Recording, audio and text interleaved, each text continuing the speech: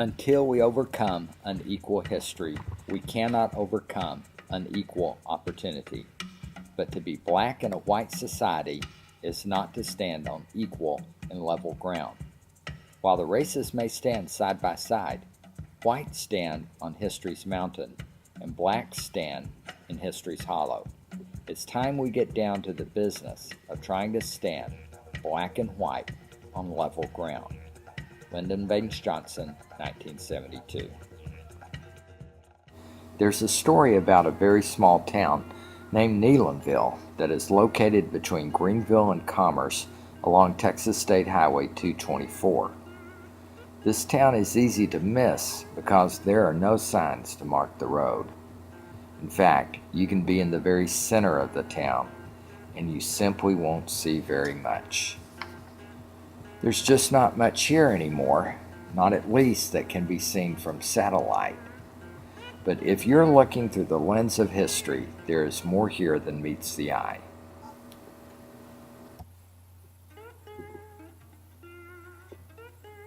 The Hunt County Commissioners Court established the St. Paul Common Schools District by 1885.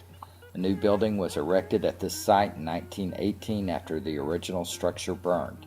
Additional facilities built in later years included classroom buildings, a gymnasium, and a teacherage. Bus service was initiated in 1938 to transport students from surrounding areas.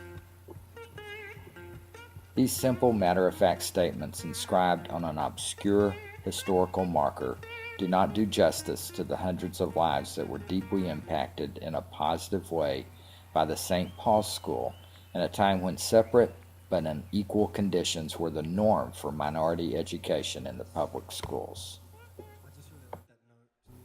In 1896, the Supreme Court used the rationale of separate but equal in Plessy v. Ferguson to justify the practice of segregation. Until the ruling of Brown v. the Board of Education, our nation continued to count the segregation of races in school as a constitutional practice. But as Oliver Hill, one of the lawyers for the NAACP who fought the Brown case before the Supreme Court, has said, education may have been separate, but there was nothing equal about it.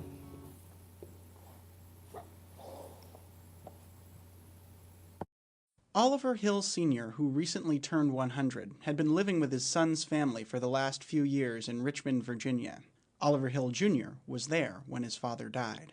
We were talking at breakfast, and then all of a sudden he stopped eating, and he had a strange look in his face, and I asked him what was wrong. He said, "I don't know," and then the next moment he was gone. Hill said his father considered the Brown case his life's crowning achievement. Before that case, the Supreme Court held that states could have separate schools for black and white students so long as the schools were deemed to be equal. In this 2002 interview, Oliver Hill Sr. called that legal doctrine segregation's weakest link.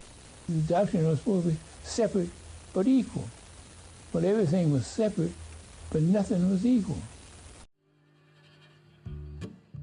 In a separate but unequal time, the Neylandville community managed to build and operate a school that served the rural areas of Hunt County and beyond. Hunt County had white rural schools about 2 to 3 miles apart. St. Paul, on the other hand, was the only rural black school in the county. 3 bus routes served the school, one of which encompassed 102 miles round trip. Receiving less money and classroom materials than the local white schools, St. Paul overcame tremendous odds. The school was supported by a minority community that adhered strongly to traditional Judeo-Christian values. Bolstered by funds from the Rosenwald Foundation and guided by educational principles developed by Booker T. Washington, the St. Paul School became the destination for the dreams of literacy for generations of black students living in Hunt County during the mid-20th century.